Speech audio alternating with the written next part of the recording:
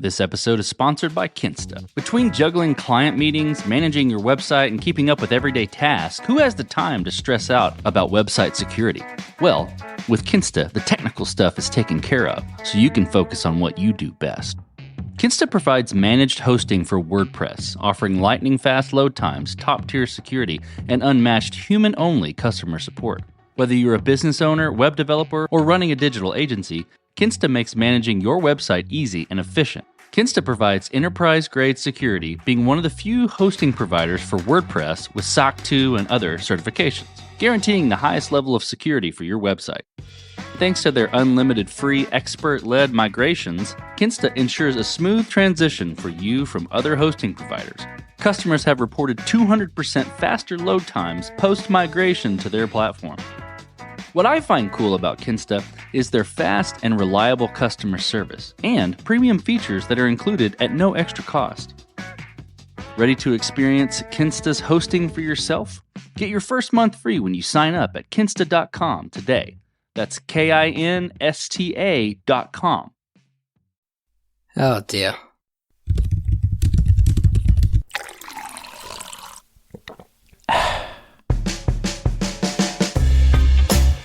Hey guys, and welcome to the Coffee and Coding Podcast, the show where we discuss everything there is to know about app development. I'm your host Rob J, and in today's episode, I speak with Noah Labhart, founder of mobile development agency TouchTap, co-founder and CTO of startup Variable, and creator and host of the awesome podcast Code Story. We speak about his journey from learning mobile development to founding his own mobile development studio, how he built his client base and his brand, the role networking has played in his success, what being a CTO actually involves, and much, much more.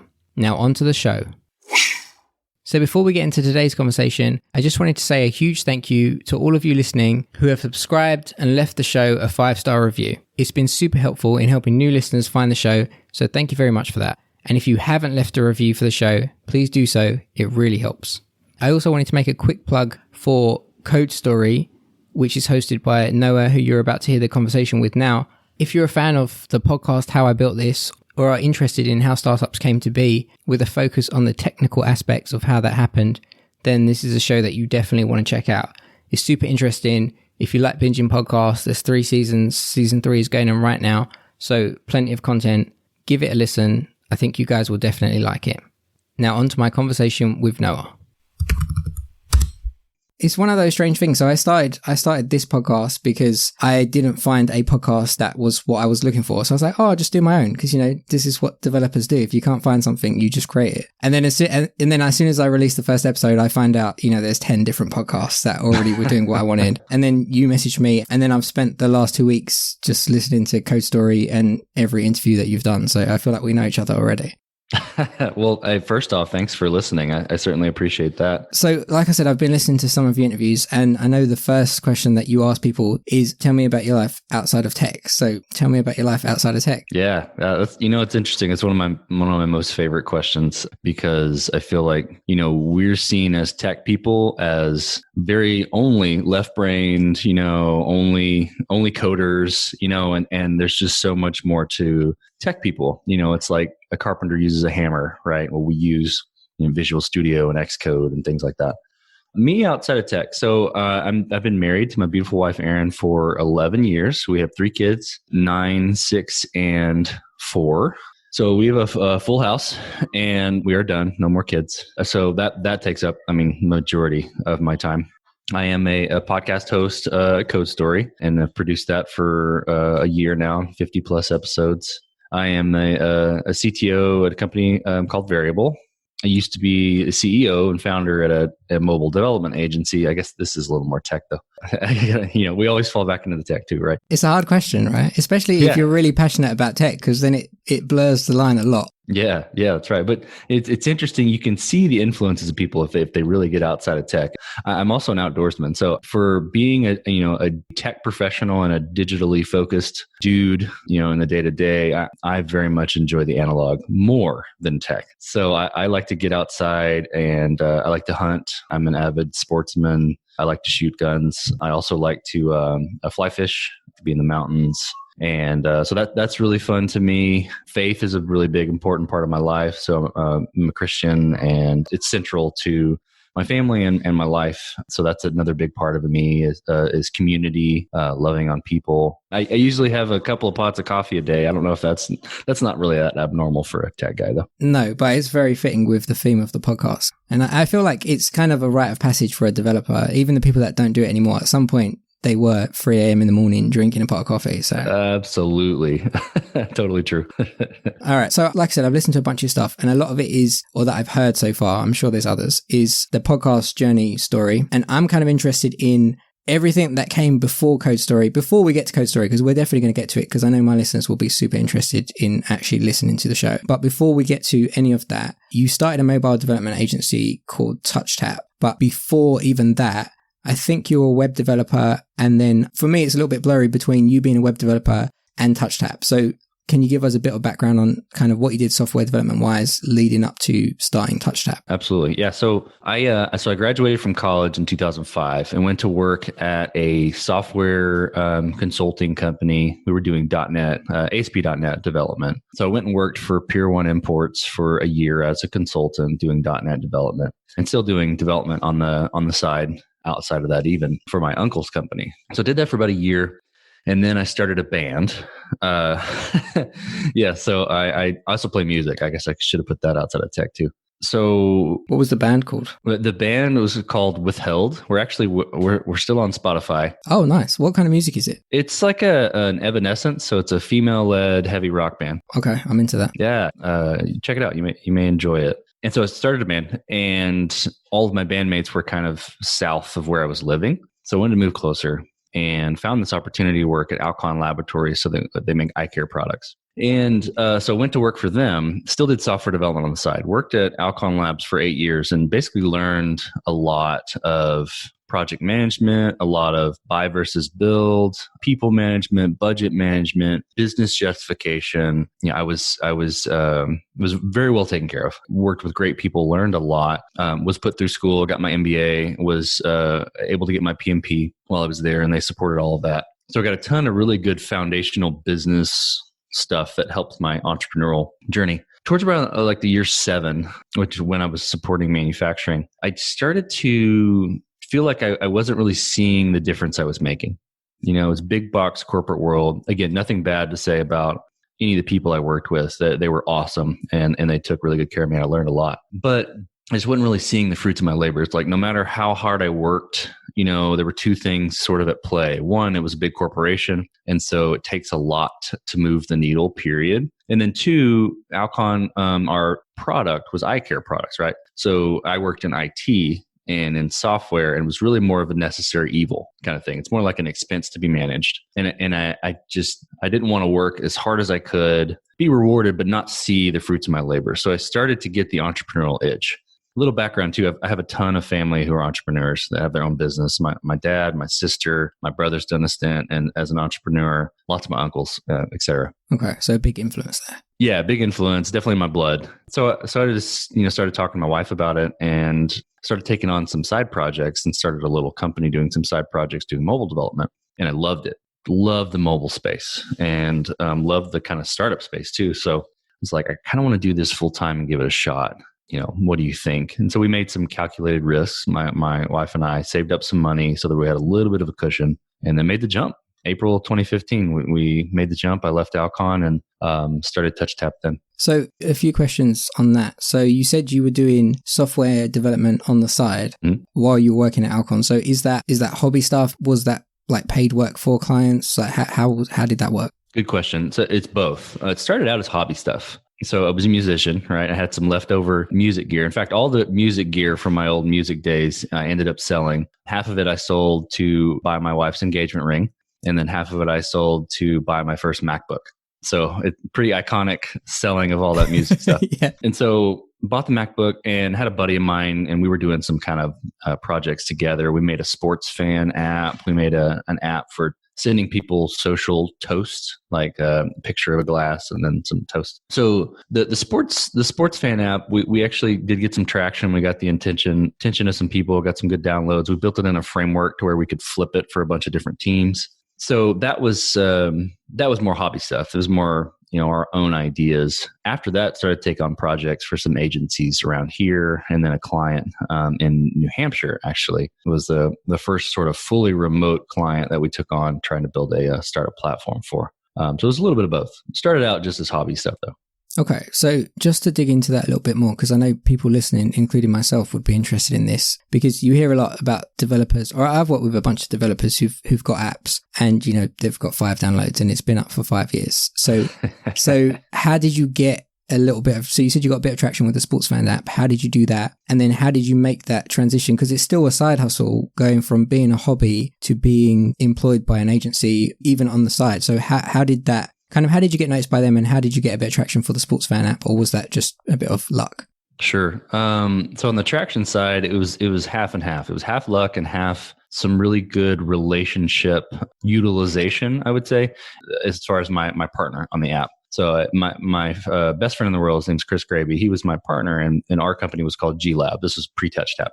And so he actually went to Indiana University for a while, and he's from Indiana, so loves the school and had some great connections there. So the first app that we built for the Sports Fan was specifically built for IU. And so he went down there, went to a basketball game, kind of promoted it, talked to some people, talked to one of the biggest Hoosier fan site, and got them to post it on their site. So we got a lot of traction early on from that. And we actually hit the top 100 the day we released because the downloads were going so quickly. So it was a lot in networking, a lot of, the right placement, if that makes sense. So that really helped a ton. And then as far as the transition into contract work, I would definitely base that success on networking too. Chris and I went to the same church, and some of the individuals at the church were entrepreneurs and agency owners, and we knew them. And so we kind of just started getting to know them a bit, and, talking about ideas, having lunches and things. And then, they had some opportunities. They're like, hey, do y'all want to give it a shot? I know you're early on. You give me a fee cut, essentially, and we'll give you the opportunity, and we'll see how it goes. And so that's kind of how it started. All right. So it sounds a lot like what they say is true, and it's kind of networking plays a big part in it. Because I feel like that's a big thing that holds people back, especially as software developers, is that we are not extroverts. It's like generalization, but we're not. So if we have to go and talk to people to kind of put our name out there, we'd rather not do it. Yeah, that's right on, Rob. I mean, I think it's so important for networking, and traditionally it's hard. It's hard. And it's not something that naturally comes out of software developers. I would say it's probably, as an entrepreneur, still one of the hardest things that I have to still do. And I've grown the muscles there, but it's still difficult to me. I want to go in my hole and create things, and I want to be with my family, and that's I don't need anybody else. So then having to go out and network and really sell yourself, it can be a little intimidating and draining, but it is worth it. It's important. Yeah, I totally agree. It makes me super uncomfortable to go to these events, but one thing that makes me feel better when I'm there is, so it's not like going to a dinner party and trying to talk to everybody about Slack. It's like everybody here wants to talk about Slack, so it's totally fine. And then suddenly it's like you're in your zone and it's all good. That's right. That's a good story. Okay, so that brings us to TouchTap, which is what I'm interested in. So I think you've kind of explained it, but just in case, maybe in a nutshell. So you've got an app that's got some traction on the side. You've still got a full-time job. Then you're doing some work for agencies, so you're making some money there. And then you've decided, rather than going, I'm going to go straight freelancer, or I'm going to be on Elance or Upworks, I'm going to start a digital mobile development company. I guess the first question is, why did you go that route? And then how did you get started? Because I feel like if you're a freelancer, everybody gets what that means, right? I work on my laptop, people give me money, I make stuff for them. But when you make it official and you're a mobile development studio, I know that for some people that looks exactly the same. I work on my laptop in a coffee shop, and for other people it's a whole different thing. So why did you choose to go that route, and how did you get started? Sure. Great question. So the early days were pretty tumultuous.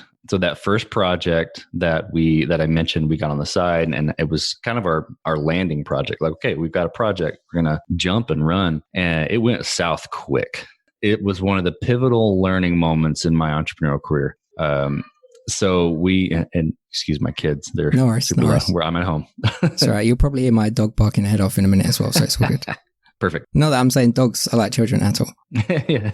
Oh, but they are. They are. I get it. So the early project that we had was with a salon in New Hampshire. So it was fully remote. And I left the corporate world with a lot of confidence, right? That I could run a project, do anything, build anything. And you kind of need that as an entrepreneur, that sort of like blind faith in yourself, that you're going to just figure it out. But that first project went south. I bid it way too low because I didn't know how to bid projects. That's something I didn't know how to do. I tried to hire a bunch of developers to make it, like a 4-person development team, including me. I was doing the design, which I'd never designed anything myself. So I was doing a lot of that, and I was making a lot of mistakes, and the project went south. I ended up having to say, I've lost control of the project. And, through some legal conversations, we ended up settling on like, I'm going to give you all of your money back. And so that was a big hit, big kick in the gut early on. And, at the time it was anxiety provoking. It was like, it felt like a failure. It felt like, why did I leave the corporate world? And, all kudos to my wife. My wife was the one sitting there saying, this is just part of the journey. This is a part of what you're trying to do. You're going to get back up. You're going to learn and go start again. And so I did. And after that, I decided, okay, what do I know? And I said, I know how to write software. So that's what I'm going to go do. So you asked, like agency versus freelancer. And some people have a company and it's really just a front for the freelancer. Was after that project, I started out with as just essentially TouchTap was just me.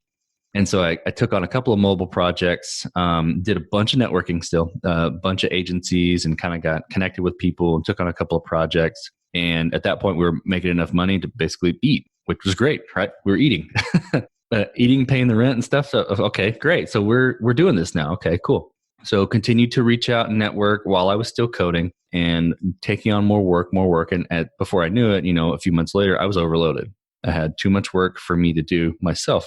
And so I decided to bring on some part-time help, move forward, and then ended up getting overloaded between the two of us. So I had to bring that person on full-time. And then, fast forward a couple of years, which TouchTap is not in operation right now, but fast forward a couple of years after that, when it was at its peak, we were 13, 14 contractors strong. We were running multiple projects. We were having projects. We were doing projects, support projects for bigger companies like Park Place dealerships, which is a nice dealership based in the area. And then some bigger startups that were solidified and had funding and things like that. So we were really in a great spot. But the reason we got to that point is because we took the incremental wins and kept growing incrementally, not trying to bite off the whole elephant. We just kept growing. I started with what I knew, grew as I needed to, and essentially grew with my growth. So that's how I progressed from just me with an agency front to being, lots of contractors working with me.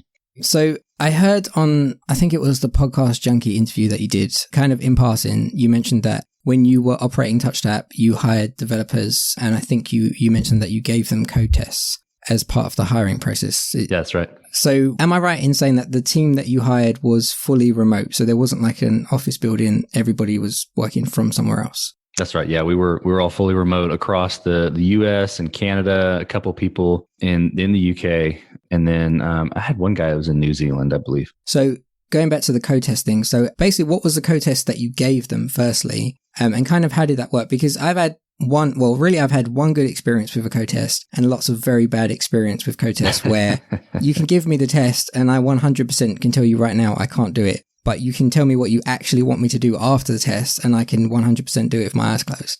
So what kind of test did you set on for that, and what was the review process? Sure. Great question. So, and I can't take credit for the test because the test was given to me and I stole the test because I thought it was a reasonable test. So I went to do, when it was just me and working TouchTap, one of the projects I took on was basically white labeling for another agency. So, essentially my agency wearing their t-shirt kind of thing. And it was great. The agency was called Tanuki Labs. Great people, really enjoyed working with them and actually learned a lot of good procedures and ways to do PRs and things that I still employ today. But they gave me a coding test and it was incredibly simple.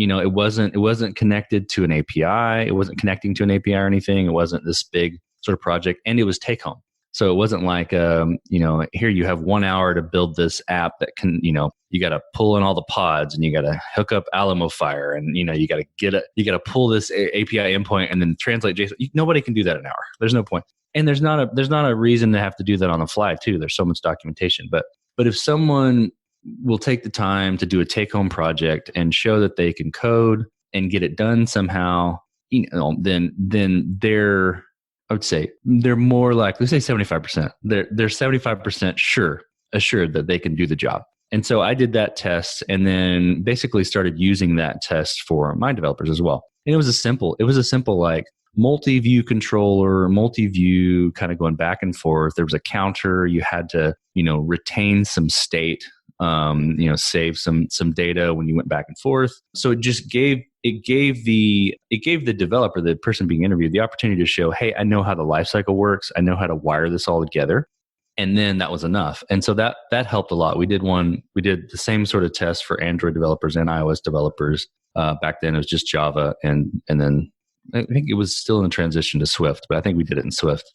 But that's what we did. And it really helped a lot. It just basically weeded out the people that really didn't know what they were doing, but knew how to put together a resume of some portfolio of stuff they had found on the internet. That makes sense. It's more like a kind of real world test, because all the tests I've seen are not anything anybody would ever ask you to do outside of a test. No, not at all. So then I guess I have one other question, which I don't really know if it applies, being that we're both software engineers, but I figure I'll ask it anyways, because one of the things I think before COVID at least was outside of software engineering, and even inside for the most part really actually, is working from home or working remotely is not a thing. And I feel like a big part of that is people don't think that you're actually going to do work, because in the few scenarios before it was quite common where you could work from home, it would be you have to work from home, but you have to use this software on your computer so we can check in and make sure your computer was on, and et cetera, et cetera. And I feel like COVID changed that. But being that you were the owner of a studio that then had to deliver products to other people, did you ever have a concern that I've hired these people, they're working remotely, if they come back to me and say it's not ready, have they been wasting their time, or has it legitimately taken this long to do the work? Sure. That's a great question. It's a hard thing. It's a hard thing to answer because I don't think there's a formula for it. But having done the remote thing for a while, and also having recently, taken my team at Variable remote due to COVID, I do have some important things, I think. So whenever we did it at TouchTap, it was a little bit of a different situation because these weren't in full-time employees that are on salary, right? So their results that they're producing as far as delivering code, delivering updates, staying communicative, really meant that they were going to get paid. So at the end of the day, there was a large incentive to stay connected. And a lot of the people that I hired to were had been freelancing for a while, or had their own agency for a while. And so they sort of knew the ropes. They were a little bit more trustworthy. So there was a little bit less concern from me as far as them not doing their jobs, right? Because we had set forth like, this is the project, this is what I need you to deliver. If you don't deliver, I can't pay you, kind of thing. So that was a little different. So at TouchTap, it was a little more contractually driven. But I think more importantly, and what I feel like I missed at TouchTap, what I feel like I didn't do a good job of, and I didn't really learn it until I got to Variable, started Variable. The team at Variable was not remote; it was in office. And what was really amazing about my tech team was the culture that we built on the team, being able to, recognize the way they responded to things, or, understand how they worked, understanding how we all best work together, having enough processes in place to have an operation while still allowing personal autonomy and mastery in what was being done. So we built this really amazing culture, and then COVID hit, right? And then so we went remote. And what I noticed about that was that we actually increased our output working remote then, because our culture was already established, right? So we're working remote. We don't maybe not have the touch points, where we can get on a whiteboard and draw out a UI or a flow, or how we're going to, break out a monolith into microservices or things like that. But we already had that culture in place, so that when we're doing it digitally, we know what we're doing. We know we already have that in place. So it's a difficult thing that I think is a decision that has to be made per team. And there are ways to do it well, I think. And there are ways that will still not provide, but that will still generate more fear for people that are worried about people not doing things, right? If you've got that culture and you've got that trust, the speed of trust, then you can go remote. You can go remote. You can work 2 days a week and not talk to the people except for those 2 days, right? Because they're going to get it done. It's not even about the remote. It's just about the trust. And I think if you don't have that culture, there's a lot of fear there for managers, for owners, things like that. So you kind of have to keep both those things in check. So that's a little bit of my story. Again, I don't think there's a formula for it. I think it works for some, doesn't work for others, but I've definitely had some good experiences with it. So on kind of just a side tangent, how did you find the people that you hired for TouchTap? Great question. Networking. Definitely back to the networking. Yeah, for TouchTap, it was all about the networking. It would be either networking with other agencies, it'd be networking on LinkedIn, just even being like, hey, I want to connect with you because you seem like you know what you're doing. You seem like you've built some cool stuff. Cool, maybe we could work together someday. And whether or not I had something to work with that person or not, just connecting with them and being like, hey, cool. Yeah, good job. You're awesome. We'll touch base later. So always be networking there. I would look for freelance developers. I would look for career changing developers too, which is interesting. I've really sort of changed my perspective on that nowadays, because my variable team is actually mostly career changing developers, and it's been amazing. The team at Variable is amazing, and my team at TouchTap was amazing as well. But there were some career changers, people that maybe just got out of boot camp that knew how to be professional, knew how to be a communicative developer, but needed some experience, right? And I could give them that oversight and things like that. So that's sort of how I went about it. There was no specific formula for TouchTap for sure, though. Okay. And then just, I guess, another side tangent. Is there any tools aside from, Slack or the obvious ones that you guys found that were particularly useful? I feel like there might be some really interesting things that come out of COVID because people have been forced to work. And so they might find new problems and new solutions. But so far for me, it's Slack does the job for most things.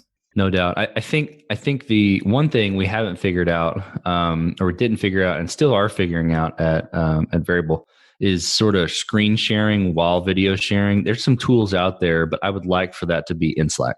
I like to say like code share or slash code share or whatever, and then pop open a call with a screen sharing element. There used to be some tool I think that I used more often. I don't remember, but that's really useful, right? When you're checking some code or running a query or things like that. There's a lot of them out there, but I don't know how many integrate with Slack.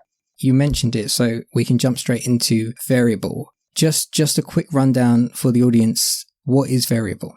Sure, absolutely. So Variable is an on-demand marketplace for manufacturing labor. So what in the world does that mean? We have an Uber tagline like other on-demand companies. So we're the Uber of the manufacturing shop floor. So we connect manufacturing businesses. And when I say manufacturing, really think of the entire supply chain, distribution, warehouses, the whole thing, with on-demand workers so they can flex up and flex down their internal capacity to meet their demand. So rather than hiring full-time people or going through a staffing agency, which is really full-time people for the short time, they can build a labor pool and then pull those people in and out as they need to. From a worker side, we provide daily pay, diverse work opportunities, and really the ability to set your own schedule and kind of control your own destiny in the palm of your hand. So win-win for the marketplace. So that's what Variable is. So then my question is, how do you go from TouchTap to Variable? And mostly the question is that because as a software engineer, I would never think to work on that or create that kind of business unless I was already on the shop floor. And then I probably wouldn't have the skill set to think, oh, I could create a business to fix this problem. So where was the bridge between the two? Sure. Great question. So start with TouchTap. So with TouchTap, we were building essentially startup solutions for early startups. We were building a lot of MVPs. And so I got a lot of the startup itch from building those things where some of the ideas I liked, some of them I was like, okay, this may work. I'll build it for you, right? Because you're paying me.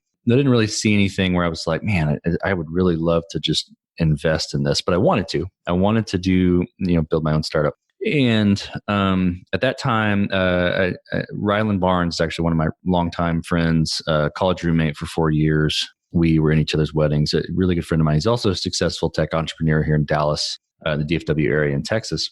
And I reached out to him. I was like, hey, I'm doing my agency thing. We're doing well, but I've really got the itch to start my own startup. But I'm the execution guy. I'm not the idea guy, right? So I didn't have any great ideas. And I was like, but if you know anybody looking for a tech founder, introduce us. I'll at least talk to them and see if it's something that I'm jazzed about. And he said pretty quickly, he's like, you need to talk to Mike Kinder. So He's my partner in Variable. We started Variable together, and the idea originated with Mike. So he came, we sat down for lunch, and he pitched me basically on Variable. So a little background on Mike. Mike has been an operations manager at many manufacturing plants, and prior to Variable, he was a director of strategic operations for PricewaterhouseCoopers. So he went to different manufacturing plants as a consultant and basically told them how to run their operations and where they should make changes and stuff. And what he saw was all this great technology was coming down the pipe: IoT, Google Glass, all this training technology, and Industry 4.0 and all this new tech on the manufacturing shop floor. And he also saw how expensive it was and how people weren't going to invest that kind of money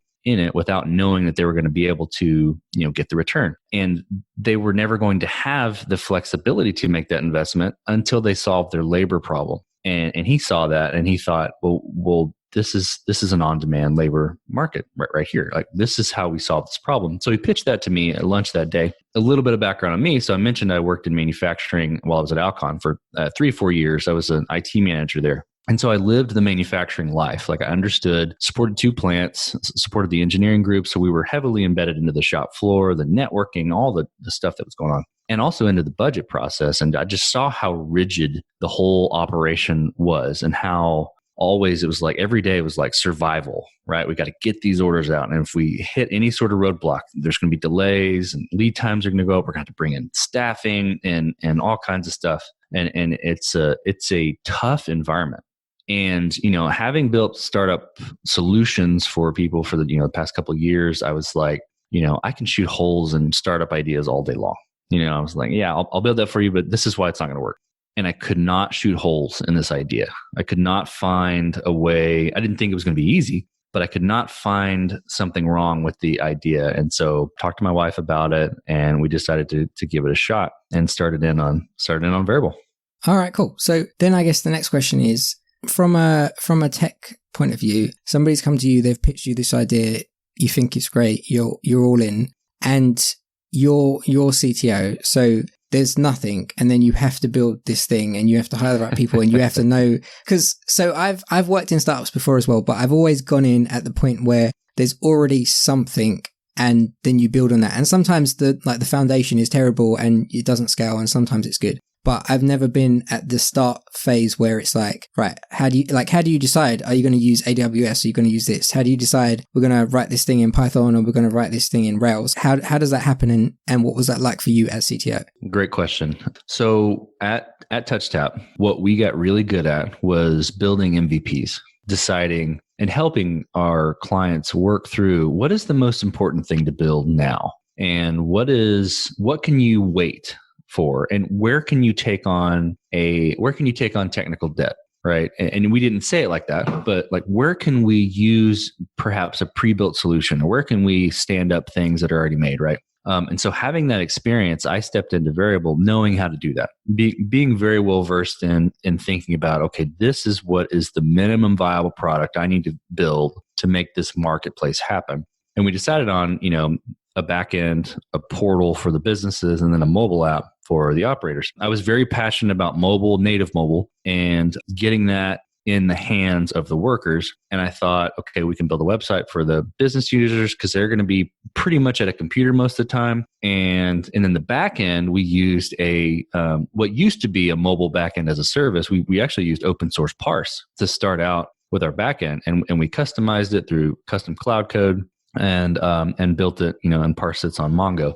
So we got the solution up and running. Was it optimal? No, technically, from a technology standpoint, but it was working. And when you have 0 users, or call it, 10 businesses and a few hundred operators, you don't need a really robust, elastic, backed up system, right? You just need something that's going to work. And so through my experience at TouchTap, I got really good at doing that, and then took it into Variable and built that MVP, knowingly taking on certain technical debt and things. And that's how we made those decisions of early, trade-offs and decisions. And that's how we, I asked this in my show is the coping with those decisions is knowing how they're going to turn out later, and knowing that we're going to have this huge hurdle that we're going to have to do later. But for now, we can get there faster and cheaper.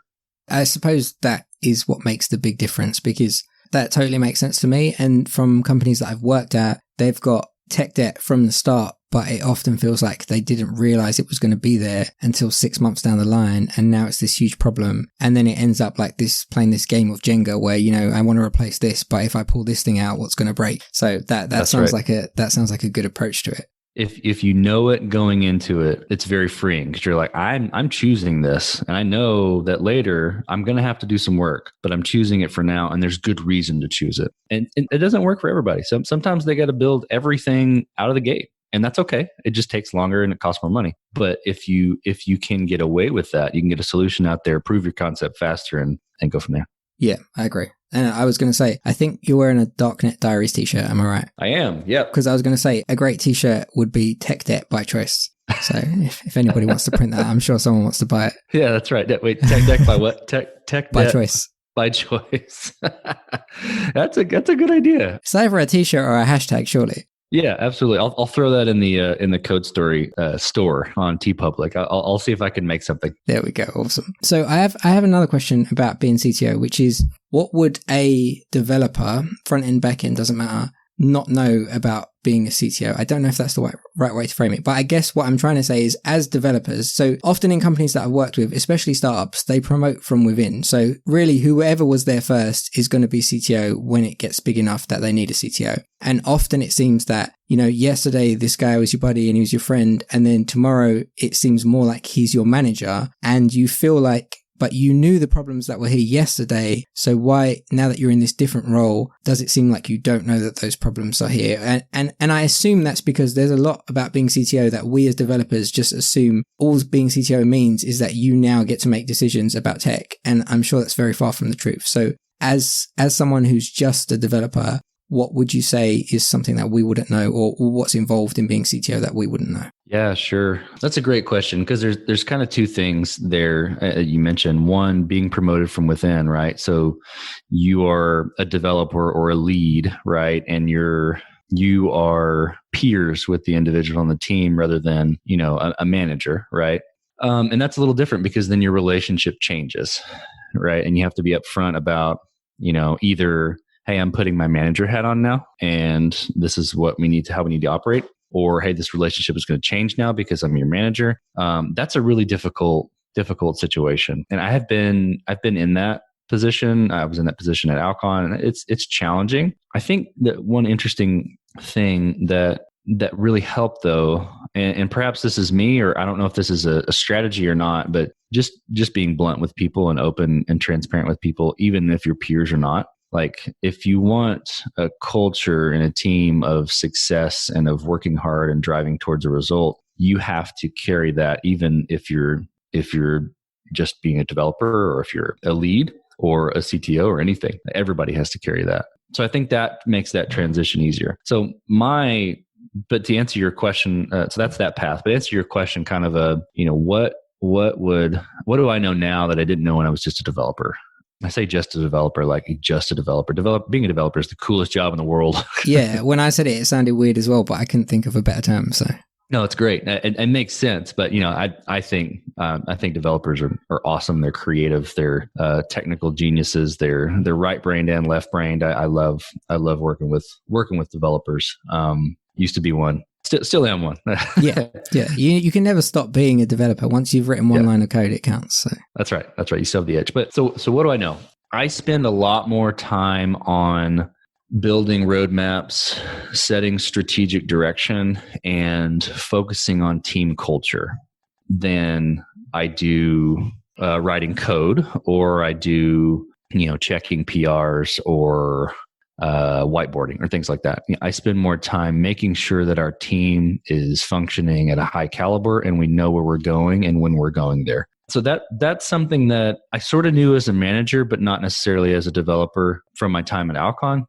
But it's even more the extreme when you are the head of the product roadmap, if that makes sense. So we do have a product team. So I say I'm the head. I'm kind of the co-head or the joint head, but being the founder, I'm definitely feel the ownership of the product. And so I feel like that was something I didn't really know was going to take up so much of my time.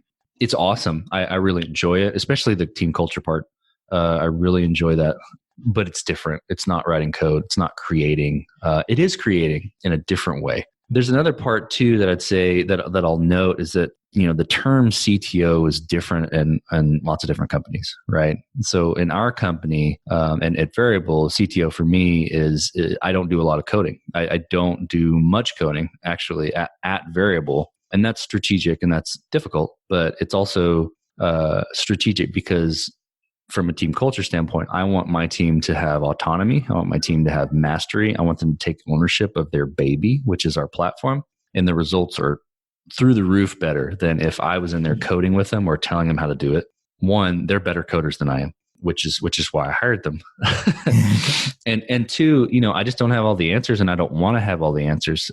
I take more of a servant leadership coaching mentality and try to draw the best out of my team that way. So that's our role. But at the same time, other startups, other companies, the CTO means you're in there coding. You're in there, you're really more like a lead developer with say so and how you're going to build and architect stuff. So it's different per company, but that's how it works for us. I think it gets confusing when the CTO is also kind of the lead developer across all the departments, because then they're making all the decisions and you forget that they're also the person that's making the decision and they're not just a rogue developer. It makes sense to kind of take the CTO role and not CTO/lead developer. Right. Most of us have a certain lane of vision, right? And if one person is responsible for all the decisions, the product is only going to fit in that lane of vision. But if you add in everybody else's opinions and decisions and let them own it, you're going to have a way better product too. You're going to have a way better team. Everybody's going to be happier. It just works better. It's hard as an engineer to take your hands off of stuff. I totally get that. And I'm still working on that. That's something I still have a hard time with, but it's really important. Yeah, agreed. So not in closing, but I kind of wanted to jump into Code Story a little bit before we finish up. So I kind of know the backstory, but for the listeners that haven't heard it, if you haven't heard it, you should definitely check it out. But for those who haven't heard it, can you give a little bit of backstory about, so firstly, why did you start Code Story and what is Code Story? Sure. So I'll start with the second question. So Code Stories is a podcast that I started where I interview tech visionaries about their human story of bringing, a disruptive product to an industry, essentially building a product from nothing. And I say human story because, we get into tech in the interviews. We get into how they solve problems. I'm a tech guy, so I know how to dig into that. But it's more from the perspective of what I mentioned earlier. If you're a carpenter, you use a hammer. So if I ask you about how you built a house, you're going to tell me about that hammer, right? Or, if you're a race car driver, you're going to tell me something about your car and how that makes you the best race car driver. So when I interview tech visionaries about how they built their products and how they went about their story, I'm looking for the human side, and they're going to tell me what hammers they use. They're going to tell me how they scaled their products using AWS, right? They're going to tell me why they chose to take on certain technical debt, or why they scaled a certain way. So I'm interviewing tech visionaries, basically trying to surface that journey, that early startup journey of building a product, building something from nothing, in the name of a great idea. How I got started with it. I similar to your story with your show. I was looking for. I'm a huge How I Built This fan. Guy Raz, amazing. He does a great job of the show. When I first heard of the show, I was binging it. I was just listening to all kinds of episodes, and still do. And I was like, man, I want this for tech. Just specifically. Looked around and found a few shows that did a great job, but weren't exactly that. They weren't to music. They weren't narrated. They weren't trying to bring out the tension of the story from a human side about a tech visionary. And so it's like, okay, maybe I'll give it a shot. I had a couple of friends that had started podcasts and they'd done well with their podcast. So I was like, okay, I'm a musician. I understand audio, understand how to edit, understand all that stuff. So why don't I give it a shot? So I interviewed my friend. I mentioned Rylan Barnes. He's actually the first episode of Code Story, episode 1, season 1. His product, Shop Savvy. And he came over, got the equipment. He came over and we did the first interview at my house. And it was 2 hours long. It was so long, and had to edit that down to something like 40 minutes. But I started doing all the editing myself. And it took me 6 to 7 months to get like half the episode done.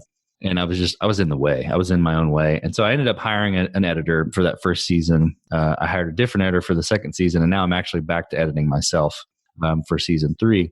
But I really got in my own way in the beginning and hired an editor. We released the first episode in June of 2019. So about a little over a year ago.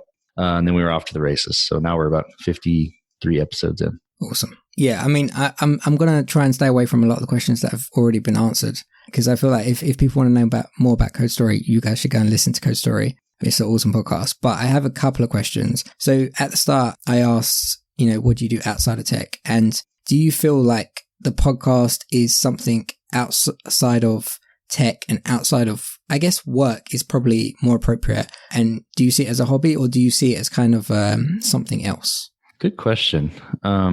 I see it more as a hobby. Yeah, it's really fun.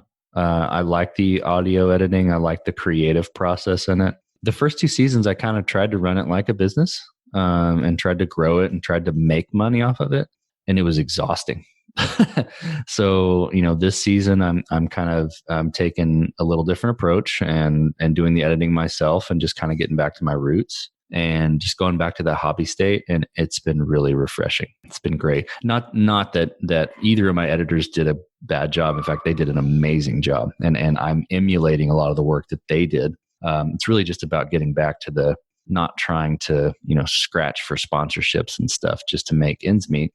So yeah, I consider it more of a hobby. At the same time, it's also, and I've mentioned networking many times in your other questions, and it's a networking thing for me. Like I get to talk to some of the coolest CTO founders, CEOs of tech companies out there. I'm interviewing Tim Specht of Dubsmash, I think, in a couple of weeks. I've interviewed Jonathan Parachin from Checker, the guy from Reddit. I'm trying to remember everybody's names. I'm terrible with names, but lots of really interesting companies and their stories, and just really getting to meet them and be like, hey, how can I help you? Can we keep in touch? Kind of stuff like that. I've got a CTO circle Slack room that I created for people that I interview if they want to jump in and stay in touch. It's really cool. So for me, yeah, it's a hobby, but it's also a huge networking opportunity just to meet people, get my name out there, get the show's name out there, but also just to learn. Yeah, I feel like the hobby approach is a nice kind of relaxed way to go about it. Because otherwise it does get this uncomfortable thing where it's like you're running a side business, and then you kind of, you have fun doing the interviews, and then the rest of it just becomes like a grind. And I've only been doing it, like, I think this will be number 11 for me. And I've already realized that the fun of it is this. And then the editing is fun because I personally also find that fun. But if I had to do all the other things that I see other people doing around it, it's just, I wouldn't want to do it. Totally. It's a tough business, and it's a tough business to if you're trying to make a bunch of money, I think there are ways to do it in podcasting, but I don't want to do them. Yeah, likewise. So one other question that I have on Code Story, before we kind of close up the interview is there any interesting tech or anything that you found particularly interesting from all the people that you've interviewed that you didn't know about, or that you thought afterwards, oh, I'm going to go and take a look at that? Sure. As far as me using it, yes and no. I think I always try to evaluate the tools that people have built. I interviewed Ryan Graciano of Credit Karma. I was already a Credit Karma user, so I get to kind of give him a big thumbs up and tell him he's doing a great job. But there are other smaller tools that I get to look at, that I get to try out, which is really cool. And I do that anyway. I'm subscribed to a lot of startup newsletters and things like Beta List and Product Hunt and things like that. So I know about the new stuff that's coming out. But there's a couple of companies that I've interviewed that I didn't know that what they built was becoming a product. So I haven't released this episode yet, but there is a company called Looking Glass Factory, and they create holographic, like spannable 3-dimensional images, and the hardware and the software paired with it was just really interesting. It's not something I'm going to go out and build. But it did inspire me to remember that people are out there inventing some really cool stuff. Like Back to the Future 2. The guy I interviewed, his name is Sean Frayne, and he mentioned that movie and was like, "Yeah, I wanted to take the giant dinosaur that came and ate Marty McFly, that hologram. I wanted that to be real. So I went out and set out to build it. And I was like, that's just cool.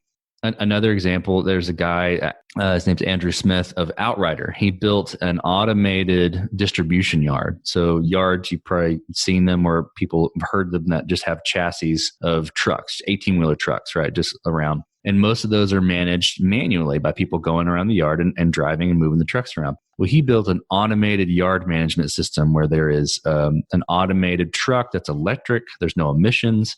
There's a cloud-based solution where essentially there's like an air traffic controller, so to speak, sitting there with a controller saying, move this chassis, to spot 57, which is, on the other side of the yard. And there's an automated machine that goes and gets it, pulls it around, has cameras and the vision system all set up. And just the engineering problem that he solved by building that was just so cool. Such a cool problem. It's not like the flashy, like social media solutions or things like that, but it's a real problem in the chassis yards. And it was super cool to hear about it. Okay. All right. That sounds awesome. I have one kind of follow-up question to that kind of loops back to what you said earlier, which was, so when you had TouchTap, you were building MVPs essentially for startups, and then you transitioned to your company now, and you kind of started off with a MVP and, like tech debt by choice. I'm going to run with that now. I'm making that t-shirt. I'll buy one. So my question is kind of for someone. So for example, for me, if I was going to build an app, or when I do build apps for myself, they're kind of side hobby projects, but if somebody wants to pay for them, that's great. And for me, my tech stack of choice is usually Firebase, because for my user base, like the scale of my user base is 100% free. It has all the things that I would want. And, it's a little bit painful at times, but it's worth it for me to do that than spend money on something else. So not saying it has to be free, but what would you kind of say if you were building, let's say, a mobile app that needs some sort of backend infrastructure that could or could not scale? What would be your MVP kind of tech stack of choice at this point? Sure. That's a great question. I would definitely start with Firebase. I would also recommend that. Apple has an on-demand content system that is available as well. I haven't used it before, but I have a guy I interviewed. His name's Mark Hendricks of Wild Ventures. His app is like a nature sounds app, and he uses that in his app. So that's really interesting as well. But there's not a lot of mobile backend as a system. As a service out there anymore since Parse died. There is one I've heard, Backendless, which is another one maybe to look at. But if I was recommending, I'd say go do Firebase, because that's kind of the easiest to get up and running on. Okay, I was just interested to know. So in closing, last couple of questions, which I like to ask everyone. I think mostly because it's of interest to me. I feel like probably most people listening don't care, but I like to know. What machine do you use to work from? MacBook Pro 2020, I guess. I bought it this year. MacBook Pro 16-inch, the biggest one they have. Do you find that 16-inch to be portable? Because the last time I remember seeing 16 inches, they were not. Yeah, well, I've been working on a, before this year, a 2015 15-inch, and I took it everywhere. And so it's good for me. But so the 2016 was, the 16-inch for this year was an easy transition. It's light, it's portable. But yeah, that's my machine, and it's beefy. I run Xcode, Sketch, SQL Studio, email, everything on it, and it doesn't even blink. So then the last question before we close up is another one which I like to ask everyone, which is, and it will be interesting because being a CTO as well, what would you say separates an okay developer from a great developer? That's a great question. Actually, I love that question. Eric Sink wrote an article. I never met Eric, but I found this article on his website. And it talks about startups need developers, not programmers. And at first, that struck me because I was like, okay, where is he going here? But this is something I actually put into my expectations documents. A variable for any new hires is at variable, you have to be a developer. And I say, what sets apart a good developer is being able to, code 80% of the time, right? But then that other 20% to be able to contribute to the thought process, right? Be able to solve problems, be able to have strategic conversations. And I think even more importantly than that, being able to communicate regularly through all mediums, Slack, email, voice, phone, text, be able to present. So that's, status and how we're doing things and where we're going, but also translate. Being able to listen to an end user or being able to listen to internal, product team member that says, we really want to accomplish this, and translating this very abstract idea into, these are the 10 things we got to go do in code, and this is how we're going to architect it. So I think those things are really what sets apart a good developer from an okay developer, is being able to participate in the strategic conversation of not only the tech, but the business part of it. Because that's why there is the tech, is the business part of it. So I think being good at that, it makes you lethal.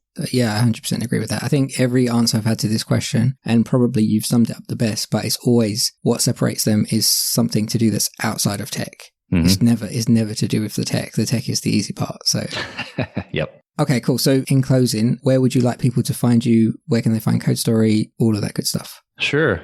Well, first off, this has been really fun. Super enjoyed the conversation. You can find me at noahlabpart.com for me personally. If you want to check out Code Story, it's codestory.co or on any major podcast directory. And if you want to learn more about Variable, you can go to variableops.com.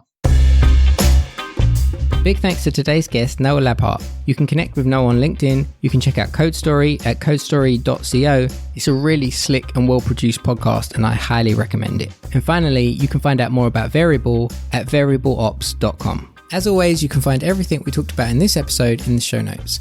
If you like the show, tell a friend, and don't forget to subscribe and leave us a 5-star rating. It's much appreciated. And if you really like the show, you can support it with a coffee donation at coffeeandcodingpod.com/buymecoffee. Caffeine is literally what fuels this podcast. If you'd like to connect with like-minded developers, you can do so in our Facebook community. And finally, you can follow me on your favorite social media platform at lowcarbrob. You can find all the links to everything I've just said in the show notes or at coffeeandcodingpod.com. Thank you for listening, and I'll catch you on the next episode of the Coffee and Coding Podcast. If you're running a retail business, don't let disorganized order fulfillment cause chaos. Use ShipStation instead. From running a business out of your garage to multiple warehouses, ShipStation is ideal for every phase of your growth.